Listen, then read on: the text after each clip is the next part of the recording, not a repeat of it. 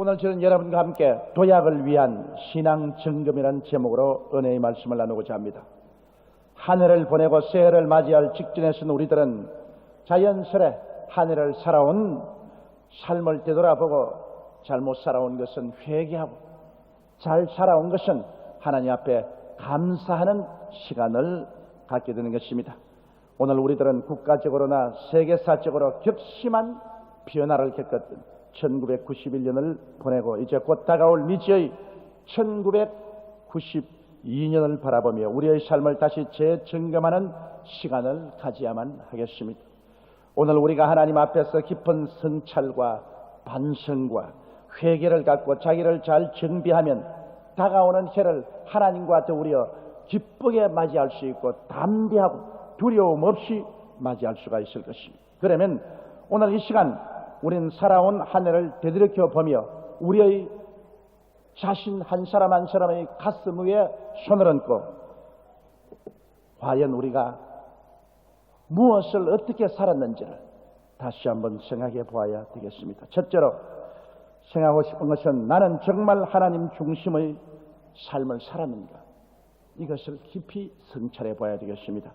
예수님을 믿기 전에는 누구를 불문하고 세상을 쫓아 살아왔습니다. 세상을 쫓아서 산다는 그 근본적인 의미가 무엇인가요? 에베소서 2장 1절로 3절에 보면 너희 허물과 죄로 죽었던 너희를 살리셨도다. 그때 너희가 그 가운데 행하여 이 세상 풍속을 쫓 공중의 권세 잡은 자를 따라신 곧 지금 불순종의 아들들 가운데 역사하는 영이라. 전에는 우리도 다 그 가운데서 우리 육체의 욕심을 따라 지내며 육체와 마음의 원하는 것을 하여 다른 이들과 같이 본질상 진노의 자녀였더니라고 말하고 있습니다. 세상을 쫓아 산다는 것은 무엇이냐? 간단하게 성경은 말하고 있습니다. 그것은 공중의 권세잡은 원수 마귀 사탄의 영을 쫓아 살았다는 것입니다. 이 사탄은 우리 모든 사람들로 하여금 세상 습관에 젖어서 살게 하고 우리의 마음에 역사해서 마음의 욕심, 육체의 욕심을 쫓아 그 포로가 되어서 살게 하고 하나님의 진노를 받도록 살게 했다는 것입니다. 이러므로 오늘날 세상에 사는 모든 사람들은 자기가 알든 모르든 자기 속에 사탄의 영이 들어와서 세속으로 끌고 가고 있습니다. 하나님의 나라에 대해서는 모르고 하나님 명령에 대해서는 불순종합니다. 이 사탄의 영은 시시각각으로 우리 마음의 욕심, 탐심을 일으키고 우리 육체의 정욕의 포로가 되어서 살도록 이끌어갑니다. 이것이 세상을 쫓아 사는 삶인 것입니다. 그러나 예수님을 믿은 후는 하나님을 쫓아 살아가야만 하는 것입니다. 하나님을 쫓아서 산다는 것은 여러분 사탄의 영을 쫓아 사는 것이 아니라 예수님의 영을 쫓아 사는 것입니다. 예수님을 구주로 모시고 예수님의 성령이 우리 속에 오셔서 예수님의 성령이 우리를 세상으로 이끌고 가는 것이 아니라 하늘나라로 관심을 집중시키도록 이끌어가는 것입니다.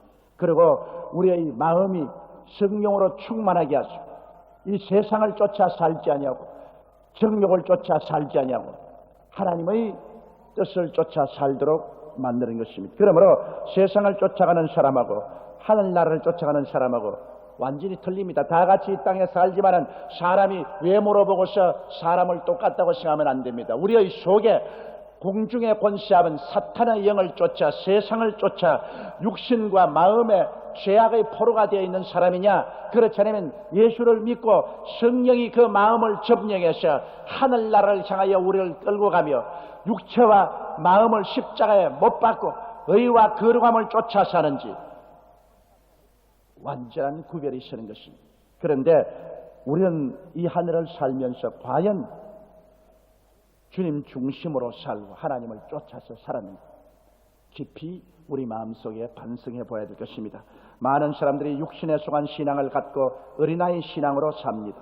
어린아이 신앙이란 예수를 안 믿는 것이 아니다. 믿기는 믿었으나 그러나 극히 이기주의적이며 자기 중심적이어서 하나님을 믿으나 하나님을 통하여 자기 유익이나 자기 욕망의 달성을 더 중요하게 여기는 삶인 것입니다. 하나님 중심이 아니라 자기 중심입니다. 믿고 기도는 하나 자기의 욕심을 달성하기 위해서 하나님과 예수 그리스도를 이용하는 신앙, 이것은 어린아이의 신앙이요 육신에 속한 신앙인 것입니다. 이런 신앙을 가질 때는 많은 부분이 공중의 권세 잡은 사탄의 영의 영향력을 받고 있는 것입니다.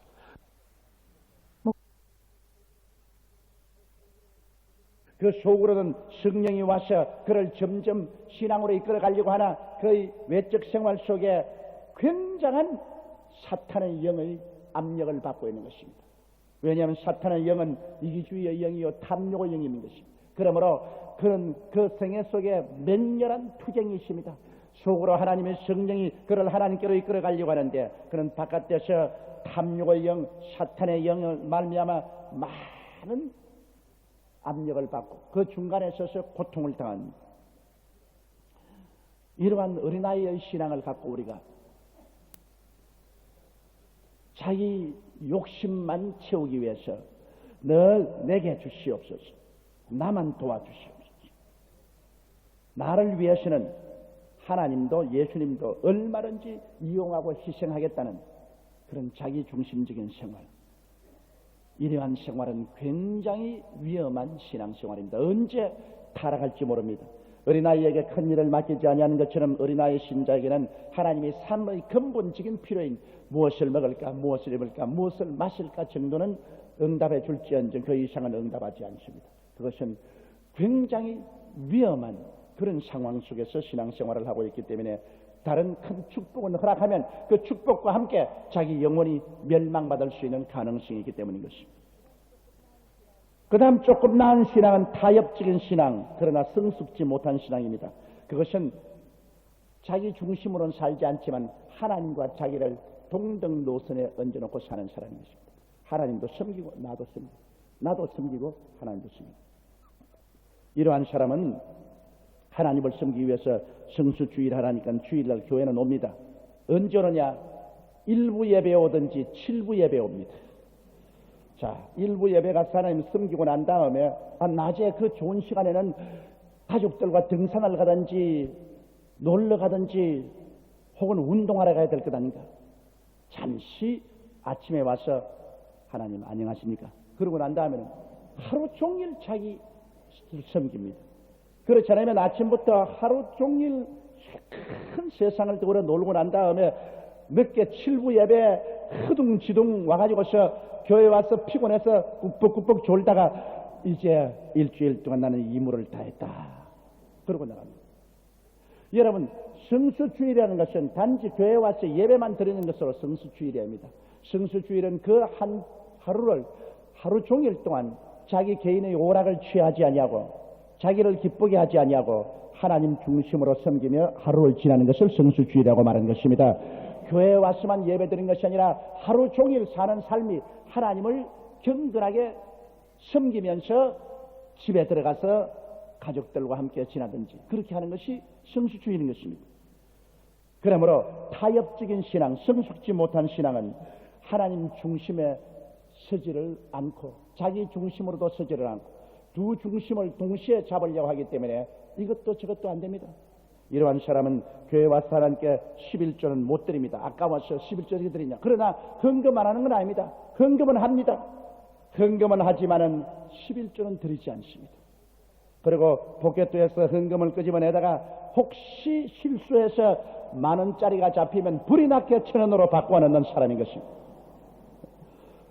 헌금을 안 내는 것은 아닙니다. 나는 헌금을 냅니다. 그러나 지극히 정성이 들지 않은 형식적인 헌금을 냅니다. 나는 헌금 때문에 부부싸움이 난 것을 보았었습니다. 한 가족이 나왔는데 남편과 아내와 시동생들이 나왔는데 그 부인이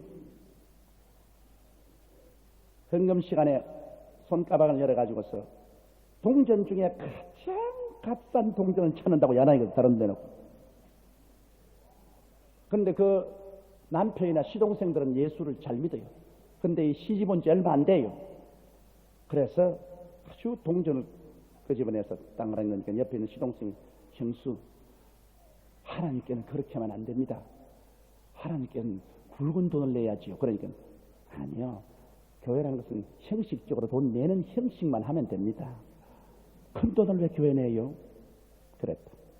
그 이제 그 시동생이 집에 가서 형님 오늘 교회 가서 형수가 돈 내는데 제일 적은 동전을 끄집어내서 냅디다. 그 형님이 아니 여보 뭐 하나님이 거짓인 줄 아나? 동양을 하게. 그 시동생들 보면 그게 뭐냐? 당신이 가지고 있는 제일 굵은 돈을 하나님께 드려야지. 그랬다고 그 부인이 시동생의 미워가 눈을 크 키면서 돈은 뭐 공짜로 떨어지나? 그래서 그 시동생이 내게까지 와서 일러붙였습니다. 그래서 내가 그 부인을 만났어요. 만나가지고서 하나님은 섬기는 것이다. 동양하는 것이 아니고 주일 하나님을 섬기는 것이지 동양을 하는 동양을 하는 거지 같으면 동전을 던지시면 하나님을 섬기는 것은 정성으로 귀한 예물을 바치는 것이다. 그러므로 하나님을 섬기고 살아야 복을 받지 하나님께 동양을 드리고는 당신 복 못 받는다. 그 하나님을 섬기는 태도가 아니다. 그렇게 제가 일러준 적이 있습니다. 이러므로 이와 같이 타협적인 신앙을 가진 사람은 11조는 아까와 못 내고 헌금은 하되 겨우 형식적으로 하는 그런 신앙을 가집니다.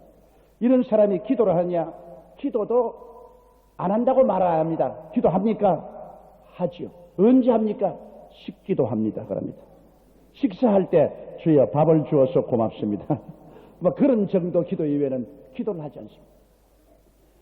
이와 같은 기도 생활, 이와 같은 신앙 생활은 여러분 하나님 중심적인 신앙 생활을 하지 않았습니다. 여러분이 만일 이런 부류에 속했으면 오늘 저 말을 듣고 가슴이 뜨끔할 것입니다. 저건 날 보고 하는 말이다. 오늘 그렇다면 여러분 그런 신앙의 태도를 이해와 함께 벗어버려야 됩니다. 참으로 하나님 중심의 신앙생활에 한 하나님 섬기는 것을 삶의 제일 주의로 삼는 것입니다. 가장 모범이 아브라함이 그 아들 이삭을 모리아산에 제물로 드리는 것입니다. 100살에 낳은 아들이 이제 제구실을 할 만큼 자랐을 때 하나님께서 아브라함아 네 사랑하는 외독자 이삭을 모리아산에 데리고 와서 번제로 드려 잡아서 각을 떠서 불에 태워 제사 드리라. 이거는 정말 자기 중심적인 신앙생활 하는 사람 같으면 어림도 없는 타협적인 신앙생활 하는 사람 같으면 하나님 왜 제물로 산 사람 드리라 합니까? 내 아들 주님 종으로 만들 테니까 마 용서해 주소. 그렇게 할 것입니다. 그러나 여기에 아브라함은 두 말 하지 않았습니다. 하나님께서 말씀하시면 절대입니다. 자기 아내하고도 인혼하지 아니하고 그 아들을 사흘 길을 걸어 데려 모리아산에 올라가 장작을 펴놓고 아들을 묶어서 칼을 들어 잡으려고 했습니다. 물론 하나님이 잡지 못하겠지만은 그처럼 절대 하나님 명령에 순종하는 그러한 삶, 이것이 여러분 하나님 중심의 삶입니다. 저는 이런 실화를 들어본 적이 있습니다. 여러분 일정 시대에는 저수지가 별로 많지 않았었습니다. 천수답이 많아서 이 농사를 지을 때는 집집마다 매일같이 정해놓고 물을 줍니다. 우리 논에 오늘 받고 그 다음 내일은 뒤에 논 받고 걸피는 또 뒤에 논 물을 받는데 그 날에 물을 못 받으면 그해 한 해 농사는 망합니다. 그런데 그 동리에서 오직 예수를 잘 믿는 가정이 있었는데 이 가정에 저수지에서 물을 주는 날이 언제 부딪혔냐? 주일날 부딪혔습니다. 그 주일날 논에 물이 되기 때문에 그날 못 심기를 해야 됩니다. 그날 물을 못 심으면 그의 농사는 망칩니다. 그 집 주인은 예수를 잘 믿는 분인데요. 밤새도록 토요일날 기도했습니다. 하나님 어찌할까요? 내일 우리 논에 물이 되는 차례인데 이 논에 물을 안 대면 한 해 농사는 다 그르치고 우리 가족은 굶어 죽습니다. 그러나 성경에는 성수주의라고 그랬습니다. 주일날 타협 없이 하나님을 섬기라고 했습니다. 일하지 말라고 했습니다. 하나님 나는 어떻게 해야 됩니까? 하도록 부르짖어 기도했습니다. 그는 아침녘에 와서 결심을 했습니다. 굶어 죽더라도 하나님 섬기다가 굶어 죽어야지. 세상의 육신으로 살면 얼마나 더 살겠는가. 그런데 아침에 높된 사람들이 전부 모심지 하려고 잔뜩 마당에 모였습니다. 근데 보니까 주인이 옷 깨끗이 입고 성경책 딱 들고 나오는 거예요. 그 집 아내도 가족들도 전부 땅에 앉아서 통곡을 하고 웁니다. 이럴 수가 있느냐. 오늘 물을 못 대면 한 해 농사 다 망치는데 이럴 수가 있느냐. 그래도 이분은 타협하지 않습니다. 오늘은 주일입니다. 농사를 못 지어도 하나님을 섬겨야 됩니다. 온 동네 사람이 저러면 이제 완전히 미쳤다. 이제는 그냥 보통 미친 줄 알았더니만 이제는 완전히 미쳐버렸다. 이 점은 이제 망했다. 그래가 그 다음 논에 있는 사람들이 얼씨구 좋다고 그 물을 땡겨갔습니다. 그래 예배를 드리고 오니까 자기 논은 이렇게 말라 있는데 위에 논도 이미 못 심기 했고 밑에 논에 지금 물이 콸콸콸 되고 참 못 심기 하면서 끌끌 웃고 비웃고 야단입니다. 집에 오니 부인도 다 울고 가족들이 이제 우리 굶어 죽었다 했습니다. 그러나 그는 말하기를 그 나라와 그 일을 먼저 구하라. 그래야면 모든 것을 더하신다고 했다. 우리는 하나님 명령을 믿고 하나님 중심으로 살아야지. 믿으려면 하나님 중심으로 살아야지. 왜 믿는다고 하면서 세상과 타협하겠는가. 그래서 이제 물이 없으니까 마른데 잘 자라는 것이 좁니다. 그래서 다른 사람들은 다 벼농사를 지었는데 그 논에다가 조를 심었습니다. 조는 원래 박한 땅에 자라는데 그 논에 좋은 흙에 조를 심으면 조가 얼마나 잘 됩니까? 그 다른 데는 배가 자라는데 그러면 조가 막 크면서 온 논에 그냥 그렇게 조가 자랍니다. 그런데 그에 그냥 가뭄이 계속 와가지고서 저수지가 말라버리고 배가 피기도 전에 온 들판이 다 빨갛게 타버렸었습니다. 오직 그 들판에 풀어 싱싱하게 자라가 있는 것은 조밖에 없었어요. 그에 논농사 안 짓고 대파를 내서 조를 심은 자기만 가을에 조를 몇 섬을 거두었었습니다. 그러나 다른 사람은 굶을 때 온 식구들이 조밥을 잘 해먹었어요. 그러고 오히려 조를 팔 수 있어요. 모든 사람들이 저 사람 과연 선견지명이 있는 사람이다. 이렇게 비가 안 올 줄 누가 알았냐. 우리는 대파할래도 대파할 시기를 놓치고 말았는데 그래서 벼농사를 못 지음으로 크게 오히려 그해 돈을 벌었다는 사람이 있습니다. 그 누구냐? 지금 은퇴해서 기도원에 계신 김상호 목사님이 평신 돌 때 그 일을 당한 사람인 것입니다. 말은 쉽지만 여러분 실제로 그것은 정말 어려운 일인 것입니다. 남의 이야기 듣기는 좋지만 우리가 실제 당한다는 것은 그런 타협 없는 신앙으로 단호하게 주님 중심으로 선다는 것. 그러나 이와 같은 주님 중심으로 서는 사람을 주님께서 절대로 버리지 않습니다. 이러므로 여러분 우리는 이 한 해를 돌아보며 과연 나는 어떻게 살았는가 생각해 봐야 되겠습니다. 아마 부끄럽죠. 주님 중심으로 살았다고 담대하게 말할 사람이 별로 없을 것입니다. 그렇기 때문에 하나님의 많은 능력과 은혜가 우리에게 임하지 못한 것입니다. 두 번째로 우리는 금년도에 과연 믿음과 기도가 식어지지 않았는가 우리는 깊이 생각해 봐야 됩니다. 우리는 세속 안에서 살고 있습니다. 그러나 세속이 우리 속에 들어오면 그만 사탄은 우리의 믿음을 깨뜨리고 우리의 기도를 다 식혀버리고 마는 것입니다. 배가 물 위에 떠 있어야 되겠지만 물이 배 안에 들어오면 가라앉습니다. 우리도 세상을 떠나서 살지는 못하지만 세상이 우리 속에 들어오면 우리는 가라앉습니다. 우리는 죄악으로 가라앉는 것입니다. 그러므로 우리가 가라앉지 않고 살 수 있는 길은 무엇일까요? 베드로가 갈릴리 바다 위에 배를 젓고 밤에 갈 때 예수님이 물으러 걸어오면서 너희 두려워 말라 했습니다. 주시에도 나도 물으러 걸어오게 하소서. 오라. 그 바람 불고 파도 치는 바다 위를 베드로가 예수님을 쳐다보고 걸어갈 때는 물으러 걸어갔습니다. 도저히 불가능한 일이 일었습니다. 예수님을 꼭 바로 쳐다봤을 때는 물으러 걸어갔습니다. 그러나 바람이 불고 물보라가 침으로 그만 눈을 돌이켜 바람과 바다를 바라보니 그는 물에 빠지기 시작한 것입니다. 오늘날 우리가 세속에 살면서 우리가 매일매일 예수님을 중심에 모시고 예수님을 바라보고 살면은 참 희한하게 이 땅에 살면서 죄악의 파도 위를 우리는 걸어서 갈 수 있습니다. 죄악에 빠지지 아니하고 세속에 빠지지 않고 걸어갈 수 있습니다.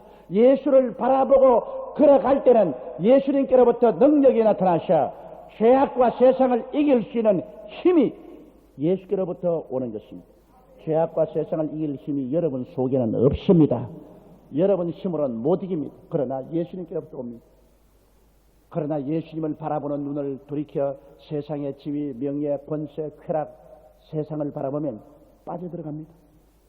오늘 많은 성도들이 물에 빠져들어가고 있습니다. 이 세속의 물에 빠져들어가고 신앙이 식어지고 기도가 사라져가고 있습니다. 혹시 여러분은 그렇게 되고 있지 않았습니까? 그렇다면 오늘 이 시간에 이해를 보내면서 여러분의 관심과 초점을 예수께로 돌려야 되는 것입니다. 믿음의 주여 온전케 하시는 예수를 바라보자. 그러면 여러분 빠져가는 그 세속의 물에서 건짐을 받고 다시 무리로 걸어갈 수 있습니다. 이 세상에 사는 동안은 무리의 법칙이라는 것이 있습니다. 무리의 법칙이란 참새는 참새끼리 모이고 까치는 까치끼리 모이고 오리는 오리끼리 모입니다. 도박하는 사람은 도박하는 사람끼리 모이고 술주정뱅이는 술주정뱅이끼리 모입니다. 강도는 강도끼리 모입니다. 우리는 이 하늘을 살면서 이 무리의 법칙을 따라서 우리 살았는데 어떤 무리하고 섞여 살았습니까? 여러분 자신이 오늘 어떤 사람인지 알고 싶거든. 여러분이 이 한 해 동안 살아올 때 여러분이 함께 무리를 지어 살아온 사람들이 누군지 그걸 바라보면 여러분 자신이 어떠한 상황인지 알 수 있는 것입니다. 여러분께서 야훼를 찬미하고 하나님을 경외하는 사람들과 무리를 지어서 살아왔나요? 교회에 열심히 참석하고 구역 예배도 시가 때가 있으면 꼭 참석을 하고 여러분의 생활에 모이는 사람, 친한 사람의 무리가 주를 경외하는 사람들이 중심이 되었으면 여러분은 천국 백성으로 천국 속에 들어와 있는 것입니다. 그러나 여러분이 오늘날 무리를 짓고 살아온 사람들이 술주정뱅이들, 도박꾼들, 음란한 사람들, 세속적인 사람들, 무신론자들 이러한 사람들하고 무리를 지어서 그 가운데 들어가서 여러분 살았다면 여러분 자신은 천국에서 빗나가는 것입니다. 여러분은 세속으로 떨어져 나가고 있는 것입니다.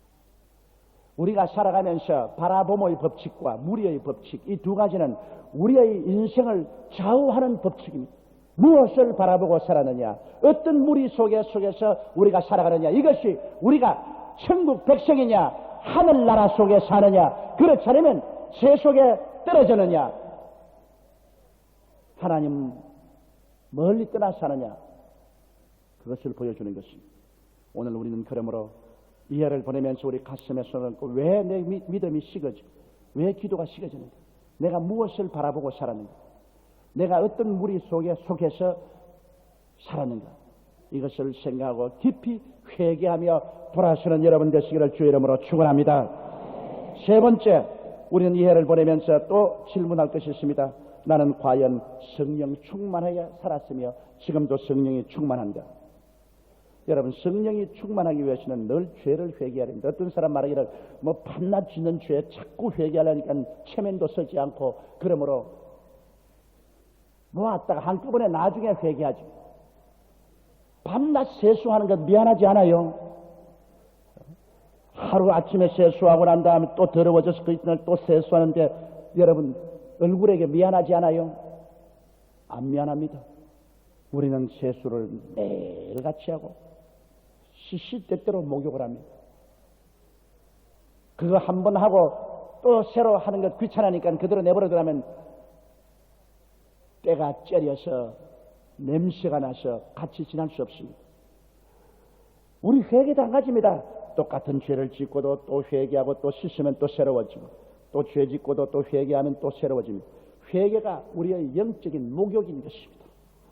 목욕을 안 하면은 더러워져요.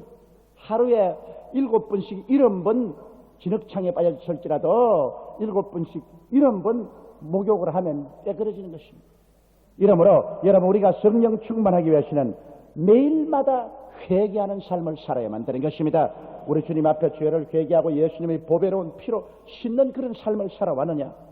정규적인 기도 생활을 해야 합니다. 하루에 1시간 이상씩 기도했는가? 정말 식기도 나하고 마는 것이 아니고 하루에 적어도 1시간은 기도했는가?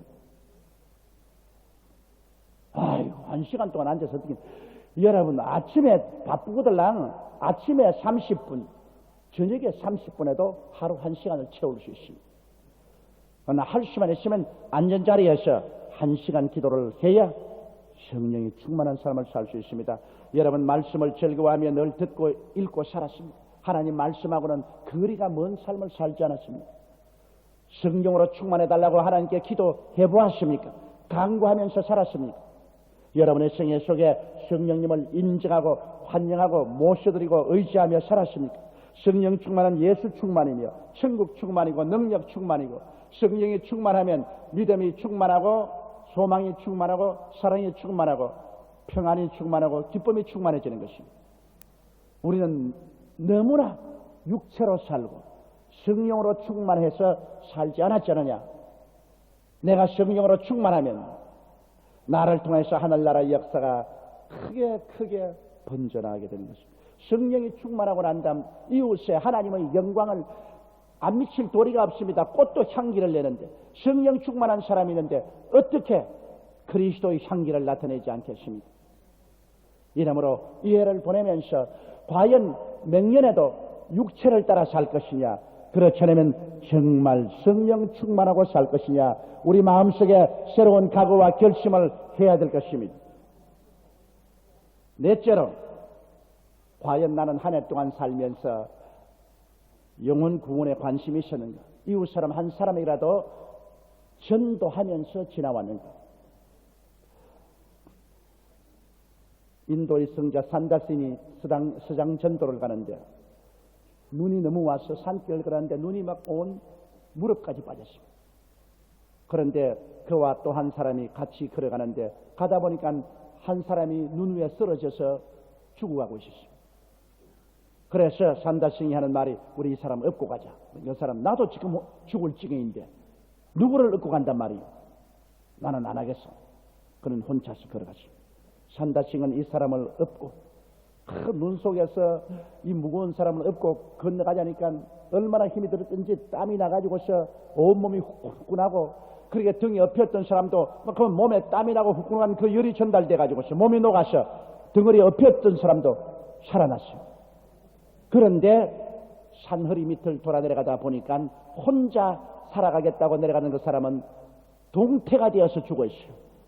보니까 완전히 동태가 되어버리고 살아날 가망성 없이 죽어버렸습니다. 남을 살리자고 하니까 자기도 사는데, 자기만 살자고 하면 자기도 죽는 것입니다. 그러므로 여러분, 우리가 남에게 전도해서 남의 영혼을 구원하려고 애를 쓰다가 보면은 자기 영혼은 자동적으로 살게 돼요. 그러나 남에게 무관심하고 남에게 전도하지 아니하면 남도 죽고 자기도 죽어버리고 마는 것입니다. 우리는 오늘날 역사적인 징후에 눈을 돌릴 때가 왔습니다. 여러분, 우리가 사는 이때가 이제는 준비할 때가 온 것입니다. 성경에 주님께서 마태복음 24장 32절로 35절에 무화과나무의 비유를 말했습니다. 무화과나무의 비유를 배우라. 그 가지가 연하여 지고 잎사귀를 내면 여름이 가까운 줄을 아나니, 이와 같이 너희도 이 모든 일을 보거든 인자가 가까이 곧 문 앞에 이런 줄 알라. 내가 진실로 너희에게 말하노니 이 세대가 지나기 전에 이 일이 다 이루리라. 천지는 없어지겠으나 내 말은 없어지지 아니하리라. 이 무화과나무는 예수님이 저주하신 이스라엘을 말하는 것입니다.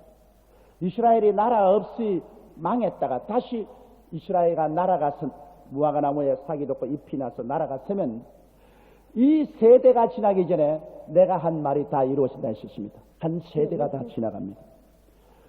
여러분, 성경에는 마지막 때는 이스라엘이 다 고향으로 돌아올 것이라 말했습니다. 에스겔서 38장 8절에 여러 날 후 곧 말년에 내가 명령을 받고 그 땅 곧 오래 황무하였던 이스라엘 산에 이르리니 그 땅 백성은 칼을 벗어나서 열국에서부터 모여 들어오며 이방에서부터 나와서 다 평안히 거하는 중이라고 말했습니다. 마지막 때 이스라엘은 온 이방에서 돌아와서 본토에 들어와서 할 것이라는데 지금 그런 일이 일어납니다. 이사야 43장 5절로 7절에 두려워 말라 내가 너와 함께하여 내 자신을 동방에서부터 오게 하며 서방에서부터 너를 모을 것이며 내가 북방에 이르기를 놓으라. 왜 북방에 놓으라 하는지 압니까? 소련이 500만 유대인을 여태까지 70년 동안 붙잡고 있었습니다. 북방을 향하시는 주님께서 마지막 때 놓으라 명령할 것이라는, 남방에 이르기를 구려하지 말라. 내 아들들을 원방에서 이끌며 내 딸들을 땅끝에서 오게 하라. 물은 내 이름으로 일컫는 자 곧 내가 내 영광을 위하여 창조한 자를 오게 하라. 그들을 내가 지었고 만들었느니라. 마지막 때 주님께서 동방에서 오고 서방에서 모으고 북방은 보고 내 백성 놓으라. 남방엔 보고 구려하지 말라.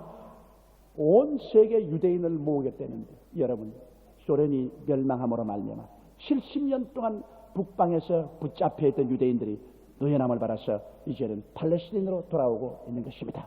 이것이 시대의 징조인 것입니다. 이게 이제 마지막, 주님이 바로 마지막 때 이 일을 하겠다는, 주님 오시기 직전에 일어날 이 일이 여러분 우리 눈앞에서 지금 이루어지고 있습니다. 그런 무시무시한 소련이 무너질 줄 누가 알았습니까?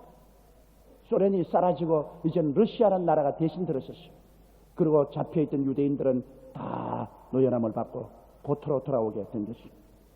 거기에다가 복음의 성과를 보십시오. 마태복음 24장 4절에 이 천국 복음이 모든 민족에게 전거되기 위하여 온 세상에 전파되리니 그제야 끝이 오리라.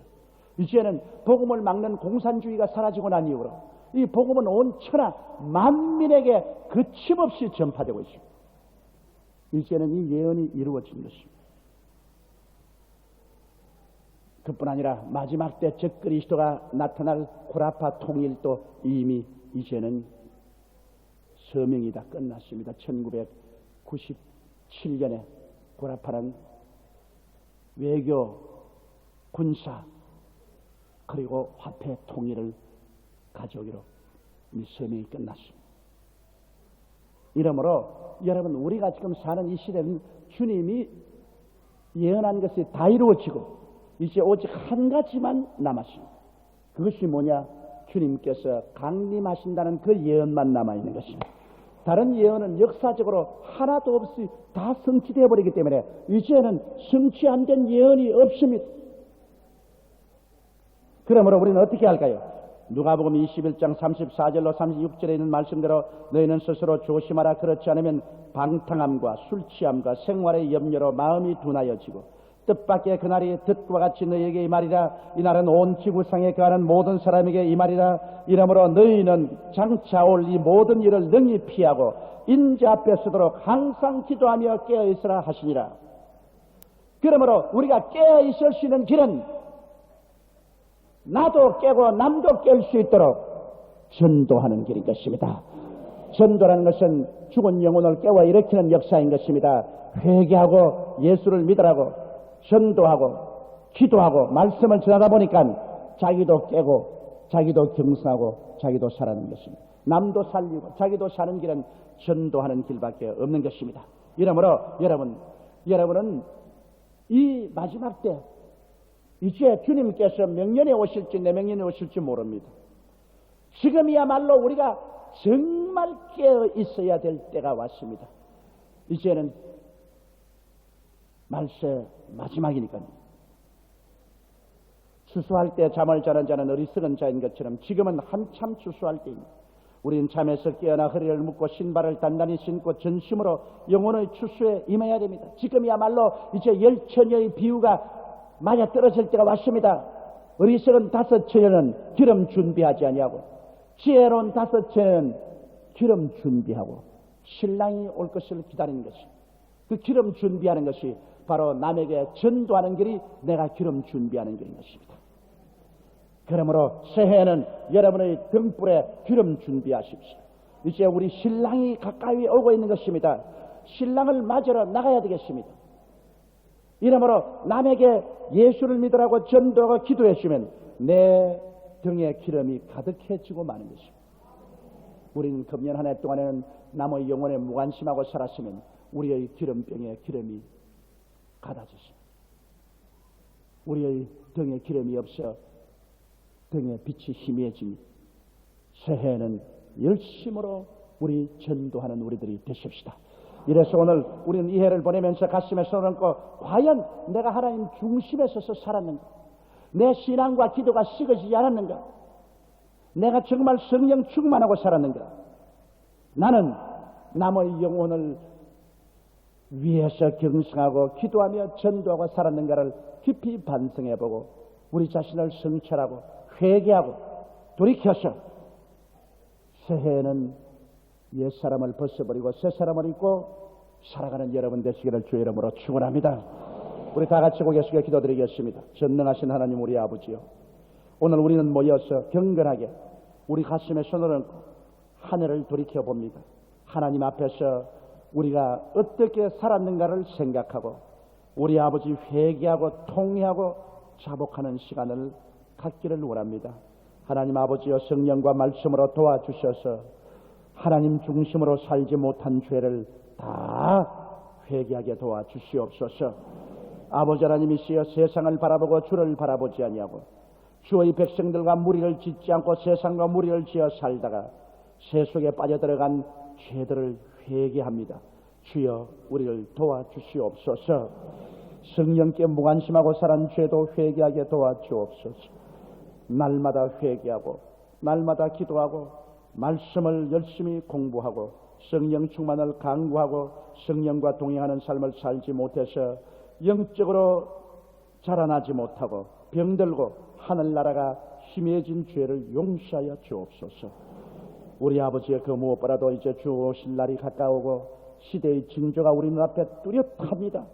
지금은 이제 잘 때가 아니라 깨어날 때입니다. 나도 깨고 남도 깨기 위해서 아버지 열심히 전도하는 삶을 살게 도와주옵소서. 이 모든 일을 도와주옵소서. 예수님 이름으로 기도드리옵나이다. 아멘.